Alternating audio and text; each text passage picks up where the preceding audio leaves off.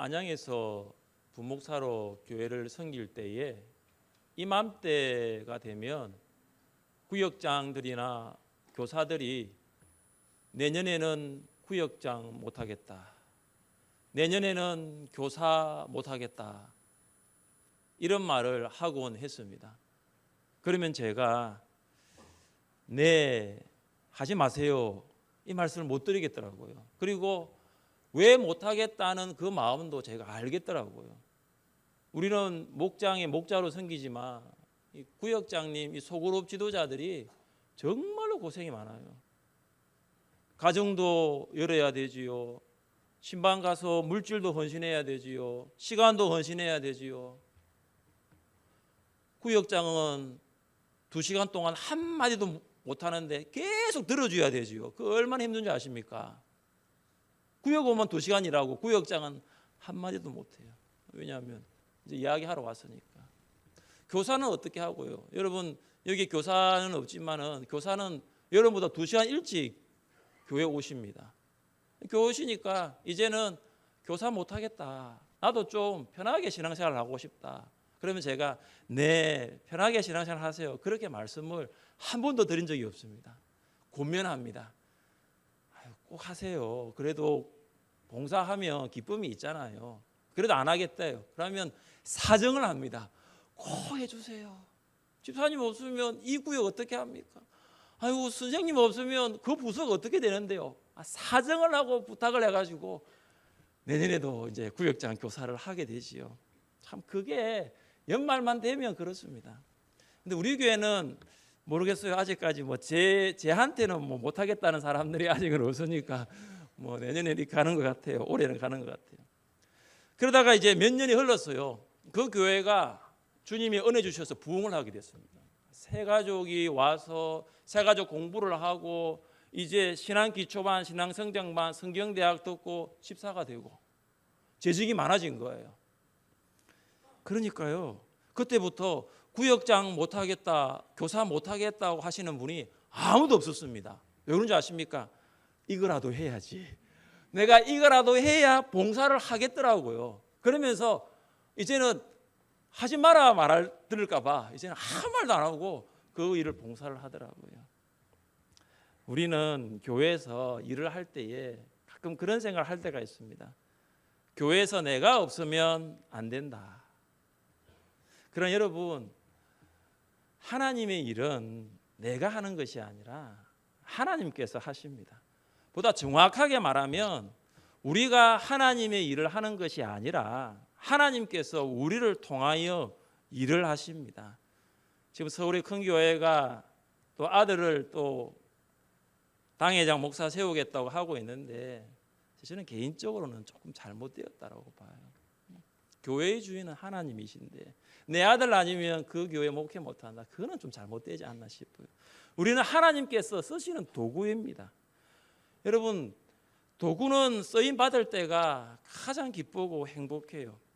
여러분, 오랫동안 창고에 세우던 그 꽃갱이, 그 꽃갱이는 녹슬어가고 있어요. 그러나 그 녹슬어가고 있는 그 꽃갱이가 주인의 손에 딱 붙들려서 딱딱한 땅이라도 한번 이렇게 기경할 때 그 꽃갱이가 정말 기쁘고 행복한 거예요. 제대로 쓰임 받는 거예요. 여러분, 메뚜기도 6월이 한철이잖아요.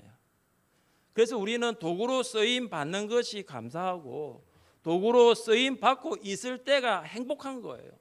또 여러분에 가서 같이 한번 교회를 섬깁시다, 우리 찬양대도 합시다, 교사도 합시다, 우리 목자 목녀로 한번 섬깁시다, 그 말을 들을 때가 가장 행복한 순간인 거죠.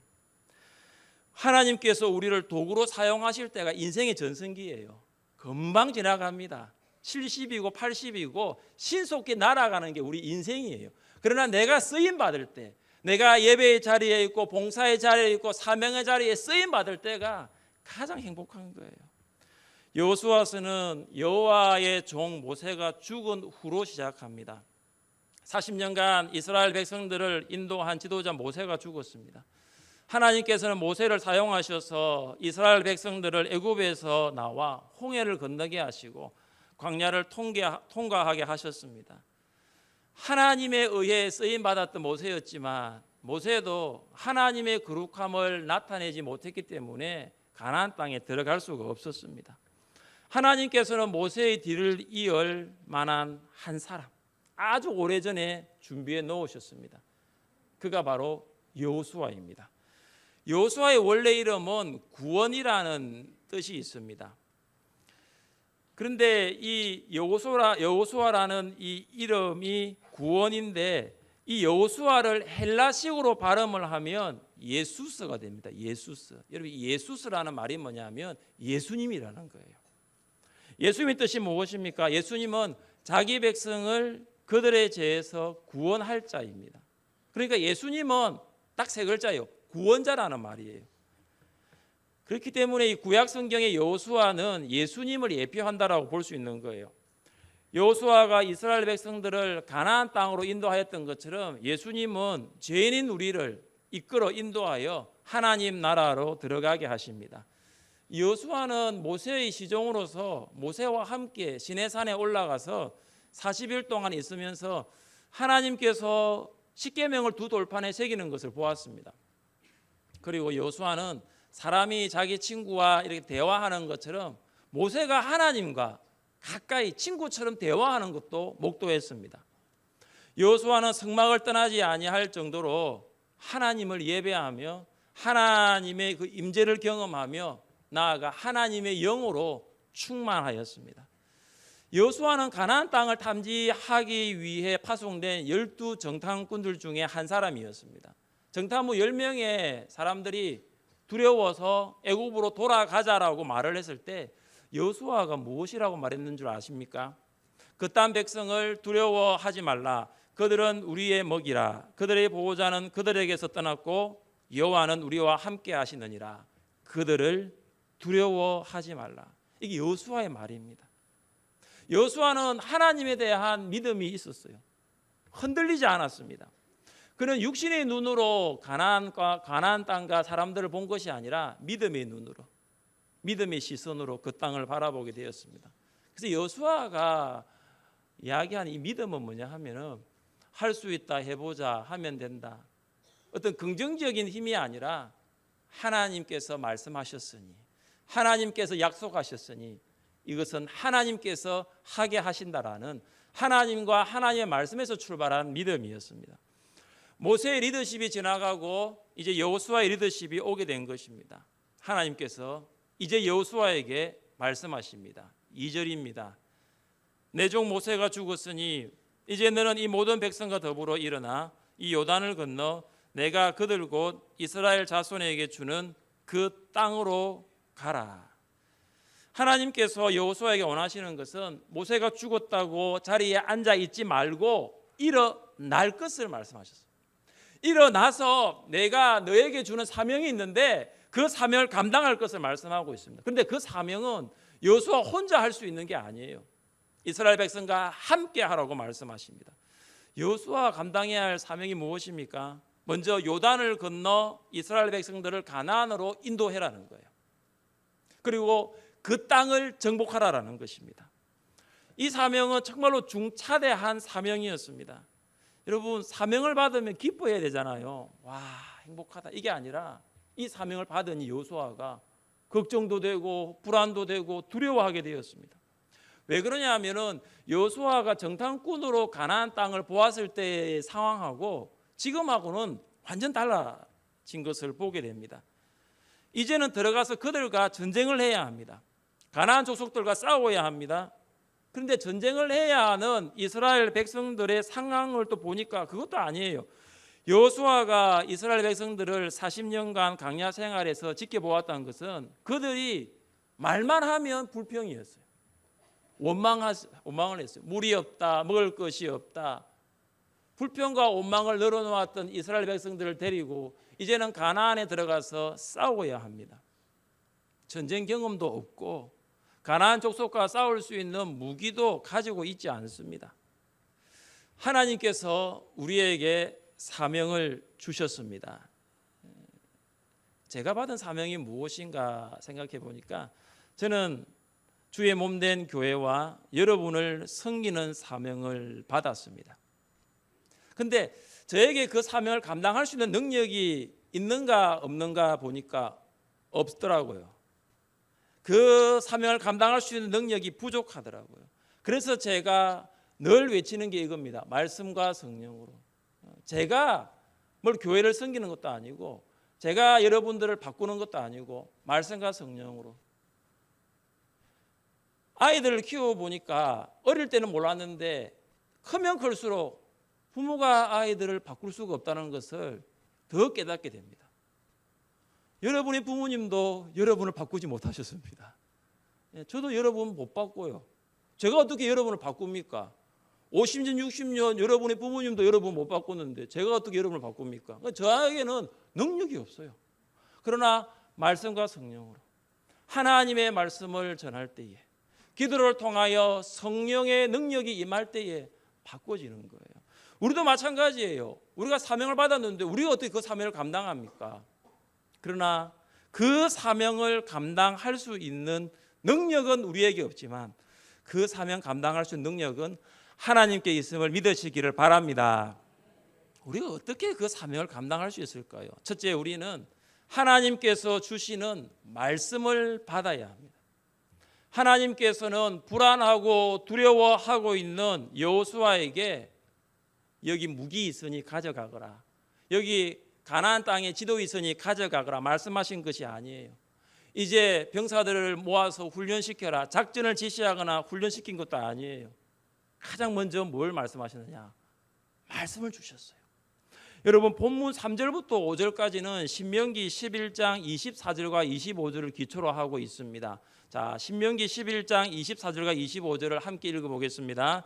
너희의 발바닥으로 밟는 곳은 다 너희의 소유가 되리니 너희의 경계는 곧 광야에서부터 레바논까지와 유브라데 강에서부터 서해까지라.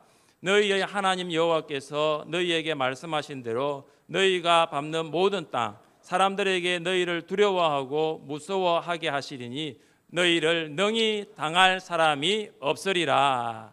신명기 11장 24, 25절 이 말씀에 기초하여서 오늘 본문 3절부터 5절까지가 있게 된 거예요. 그러니까 하나님께서 여호수아에게 말씀하십니다. 이 말씀에 기초하여서 말씀하시는 거예요. 내가 모세에게 말한 바와 같이, 모세에게 말한 거잖아요. 신명기는요. 모세에게 말한 바와 같이 너희 발바닥으로 밟는 곳은 모두 내가 너희에게 주었노니라고 했습니다. 지금 여호수아는 아직 요단강을 건너가지 않았어요. 가나안 땅을 들어가지 않은 거예요. 그런데 하나님께서는 너희가 발로 밟는 모든 땅을 내가 너희에게 줄 것이라고 말한 것이 아니라 주었노니. 미래가 아니에요. 과거예요. 주었노니예요. 미래에 이루어질 일이 아니라 이미 이루어진 일이에요. 여러분, 하나님께서 여호수아에게 반드시 그 가나안 땅을 주겠다라는 약속입니다. 특별히 오늘 같이 읽은 이 말씀에 보면 3절부터 5절까지를 보면 구체적으로 그 땅이 어디서부터 어디까지인가 경계를 이야기하고 있어요. 단순하게 주겠다라는 것이 아니라 어디까지 주겠다라는 거예요. 남쪽은 광야에서부터 북쪽 레바논까지 유브라데 강까지, 유프라데스 강이에요. 바벨론 밑에 유프라데스 강까지. 그리고 동쪽에서부터 서해는 지중해까지. 그 땅이 어마어마한 땅입니다. 구체적으로 동서남북의 경계선까지 이야기하고 있습니다. 근데 여러분 여호수아서를 읽어보면은 그 땅이 실제 여호수아가 정복한 땅이에요.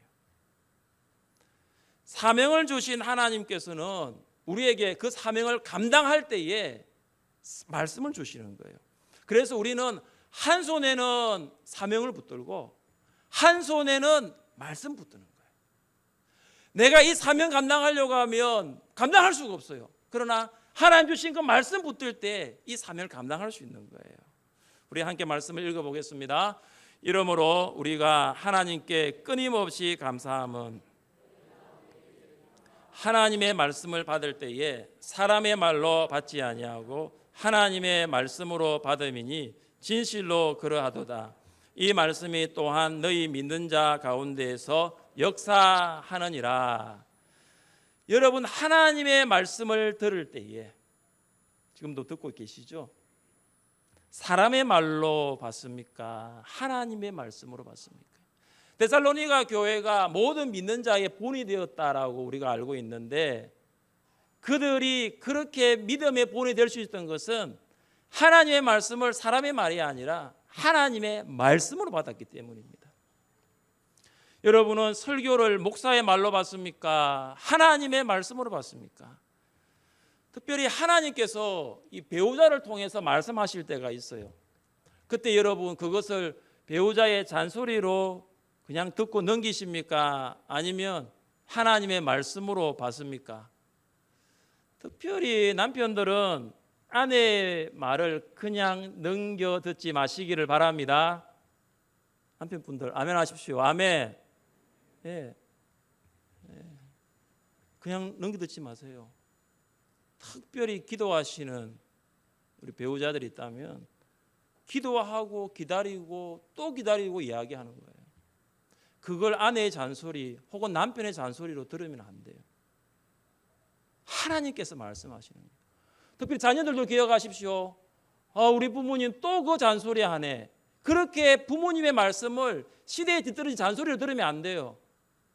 기도하는 부모님, 하나님을 두려워하며 경외하는 부모님의 말씀은 하나님 말씀으로 들어야 돼요. 자녀들이 하도 성경을 안 보니까 하나님께서 부모님을 통해서 말씀하시는 거예요. 배우자가 워낙 성경을 안 보니까 그 아내와 그 남편이 그 배우자를 통해서 말씀하시는 거예요.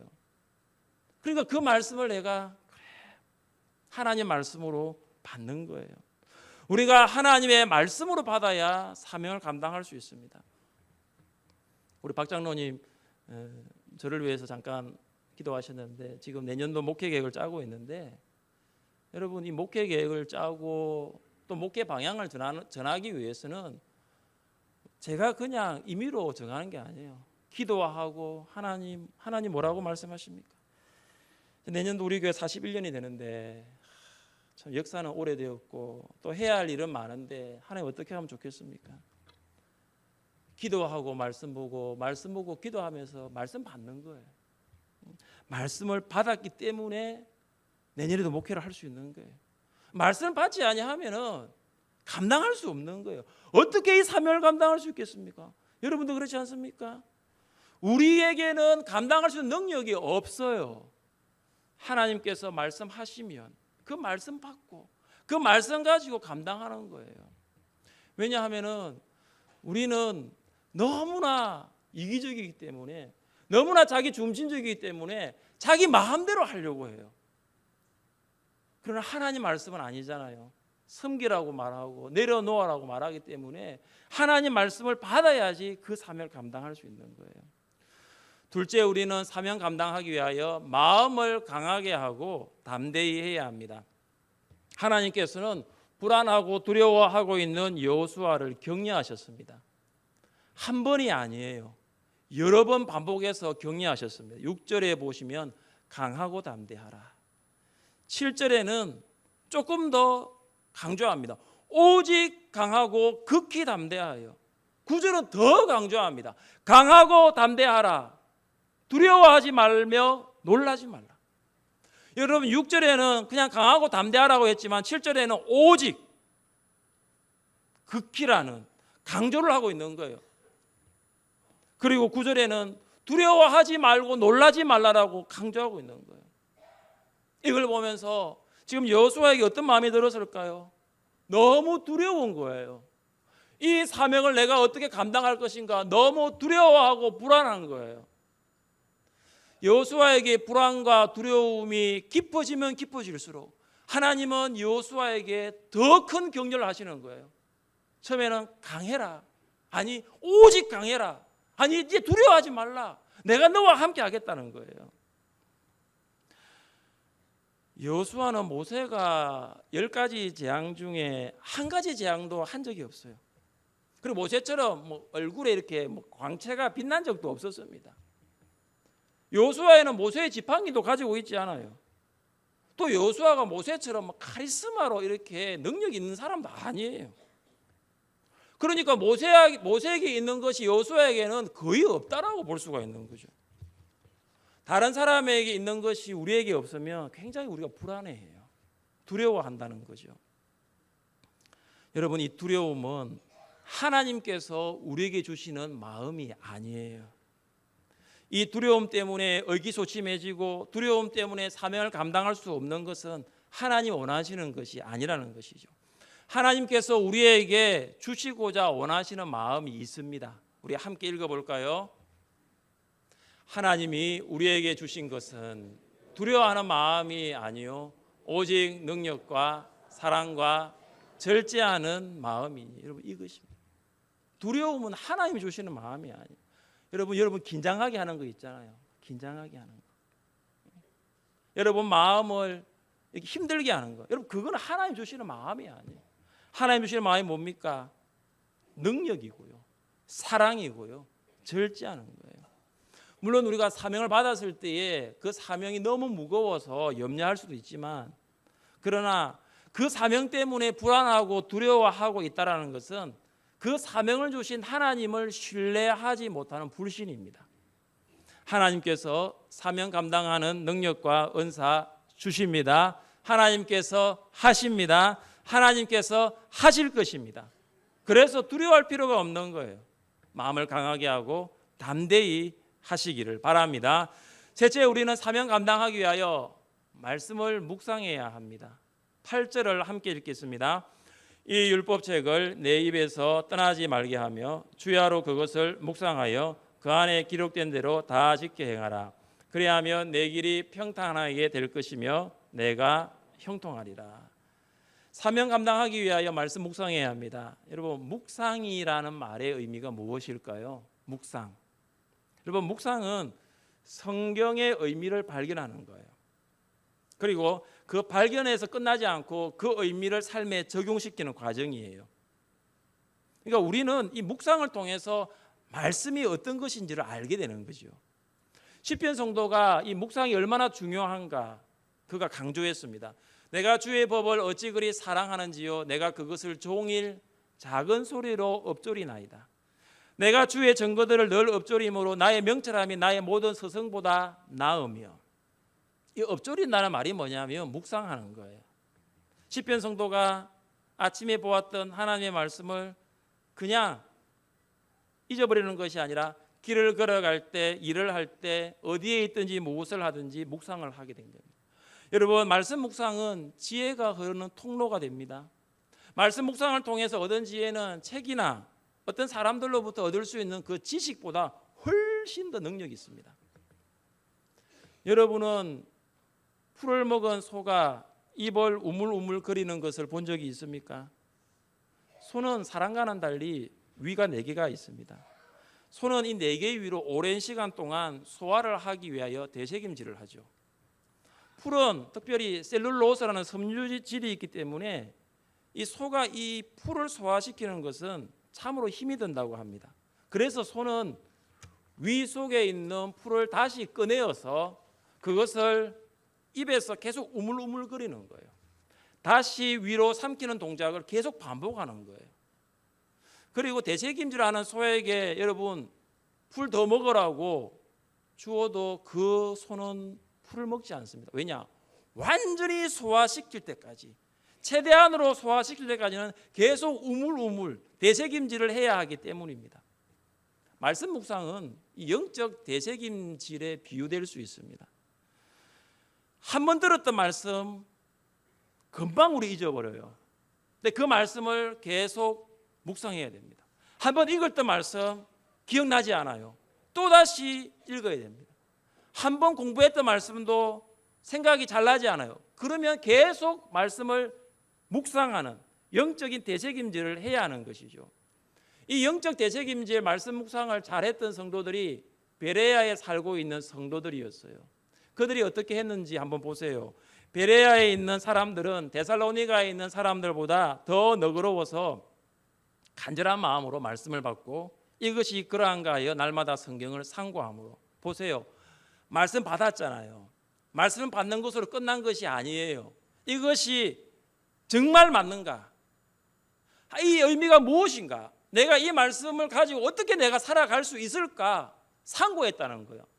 상고한 게 뭐냐면 묵상했다라는 것입니다. 여러분은 말씀 묵상을 하고 있습니까? 그냥 읽고 듣고 본고서를 끝내는 것이 아니라 정말 말씀 묵상을 하고 있습니까? 제가 오늘부터 여호수아서를 말씀을 나누고 있는데요. 정말 묵상이 되더라고요. 의미가 무엇일까? 우리 교회, 우리 성도들에게 하나님 뭐라고 말씀하실까? 그리고 나는 주일날 9시, 11시에 여기 서가지고 무엇을 전해야 할까? 묵상하고 또 묵상하였어요. 여러분 한번 물어볼게요. 지난주 예배 오전 설교가 뭐였어요? 설교 제목이 뭐였어요? 말씀에 의지하여. 감사합니다. 말씀에 의지하여. 한 번 들어가지고는 잊어버리는 거예요. 그래서 목장 모임이 있는 거예요. 한 번 더 들으시라고. 대부분 목장 모임 안 오시는 분들은 잊어버려요.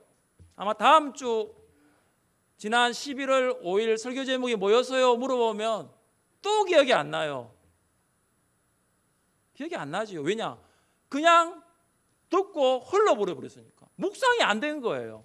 그러나 목장 모임 가가지고 목자가 자 우리 할게 말씀 나눕시다. 오늘 그 말씀 나눔지에 보면은 묵상 나눔지 말씀 나눕시다. 그러면은 다시 듣게 되는 거예요.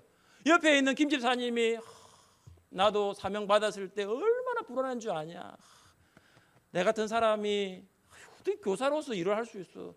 나는 가방끈도 짧아. 그런데 하나님이 이렇게 말씀하시고 이렇게 인도하시고 그래 내가 그렇게 가르쳤던 제자가 이번에 또 교회에서도 또 다른 주일학교에서 봉사하고 있고 막 그걸 나누면서 사명 따라 사는 것이 이렇게 중요하구나. 그렇게 알게 되는 거예요. 목장 모임 가서 다시 한번 더 말씀을 묵상하게 되는 거지요.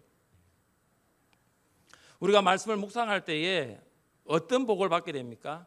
어디로 가든지 형통합니다. 여호수아가 걷는 길은 형통한 길이 아니에요. 건너가야 요단강이 있고 무너뜨려야 할 여리고성과 아이성이 있고 싸워서 이겨야 할 가나안 족속이 버티고 서 있습니다. 결코 형통하지가 않아요. 그러나 하나님께서는 말씀을 묵상하는 여호수아 너에게 너가 어디로 가든지 형통하게 하겠다라고 약속하셨습니다. 여러분, 여호수아에게 형통은 성공과 번영이 아니에요. 내가 너에게 준 요단강을 건너가서 이스라엘 백성들을 가나안으로 인도하는 그 사명 감당하는 것이 형통입니다. 간혹 우리는 형통을 번영, 성공이라고 생각합니다. 사람들은 돈이 많고 명예가 있으면 참 성공했네, 참 형통했네라고 부르기도 합니다. 형통의 의미는 잘 되는 것이 아니에요. 성공하는 것이 아니에요. 목적하는 바를 이루는 것이 아니에요. 로리 베스 존슨이라는 분이 주식회사 예수라는 책에서 예수님의 성공에 대한 정의는 바로 하나님의 뜻대로 하시는 것이었다라고 합니다. 성공은 뭐냐? 명예와 물질을 더 많이 모으고 더 높은 곳에 올라가는 것이 아니라 하나님의 뜻대로 하는 겁니다. 세상 사람들이 우리를 보기에 돈도 없고 명예도 없다고 할지라도 하나님의 뜻 가운데 살면 그 사람의 삶은 형통한 삶이에요. 하나님의 뜻대로 사는 자가 바로 형통한 자인 줄 믿습니다. 저는 여러분이 형통한 자가 되시기를 바랍니다. 여러분에게 주신 그 하나님의 사명을 하나님의 뜻 안에서 이루어갈 수 있기를 바랍니다. 말씀 묵상을 통해서 우리의 뜻, 한 개인의 뜻이 이루어지는 것이 아니라 하나님의 뜻이 우리를 통하여 이루어질 수 있기를 바랍니다. 우리가 또한 말씀을 묵상할 때 어떻게 됩니까? 어디로 가든지 임마누엘입니다. 어디로 가든지 임마누엘이에요. 어디로 가든지 형통하고 어디로 가든지 임마누엘이에요. 우리 함께 9절을 읽어보겠습니다. 내가 내게 명령한 것이 아니냐. 내가 어디로 가든지 내 하나님 여호와가 너와 함께 하느니라 하시니라. 임마누엘이 뭐예요? 하나님께서 우리와 함께 계신다. 말씀을 묵상하는 신자, 어디로 가든지 군대를 가고 외국을 가고 타지로 가고 어디로 가든지 하나님 함께 하시는 거예요. 여호수아는 40년 동안 모세와 늘 함께 했습니다. 그는 어디로 가든지 모세와 함께 하였습니다. 그런데 이제는 함께 했던 모세가 없잖아요. 그렇게 의지했던 모세가 없잖아요. 이제부터 여호수아는 모세를 의지하는 것이 아니에요. 말씀을 통하여 하나님을 신뢰하는 법을 배우게 되었습니다. 우리가 말씀을 묵상하면 하나님은 우리가 어디로 가든지 우리와 함께 하십니다. 왜냐하면 말씀이 곧 하나님이시기 때문입니다. 태초에 말씀이 계시니라, 이 말씀이 하나님과 함께 계셨으니 이 말씀은 곧 하나님이시니라. 말씀이신 하나님은 우리와 함께 하기 위하여 오셨습니다. 3년 동안 예수님은 제자들과 함께 하셨습니다. 예수님은 그들과 함께 살며 먹고 전파하고 치유하고 가르치신 것입니다. 예수님이 십자가에서 죽으셨습니다. 제자들은 십자가의 죽으심으로 예수님이 더 이상 우리와 함께 하지 않는다라고 생각했습니다. 그러나 예수님은 죽음에서 부활하셔서 제자들을 찾아가서 무서워하는 그들을 향해 평강의 말씀을 전하십니다. 그리고 예수님은 제자들에게 약속하셨습니다. 볼지어다 내가 세상 끝날까지 너희와 항상 함께 있으리라. 하나님, 이 시간도 우리에게 말씀을 주시고 그 말씀으로 그 말씀을 묵상하는 우리들과 함께 하고 있음을 믿으시기를 바랍니다. 그럼 말씀 묵상하세요. 말씀 묵상하세요. 말씀은 여러분에게 하나님이 여러분과 함께 하느니라는 확신을 줄 것입니다. 말씀을 떠나는 것은 결국은 하나님을 떠나는 것이지만 말씀과 함께 있는 것은 하나님과 함께 있는 것입니다. 2017년도 지금까지 받은 사명 감당하느라 수고하셨습니다. 더더욱 사명을 잘 감당할 수 있기를 바랍니다. 하나님의 말씀을 받으십시오. 마음을 강하게 하고 담대하여 그 받은 말씀을 묵상함을 통하여 사명 따라 살아가는 여러분 되시기를 주님의 이름으로 축복합니다.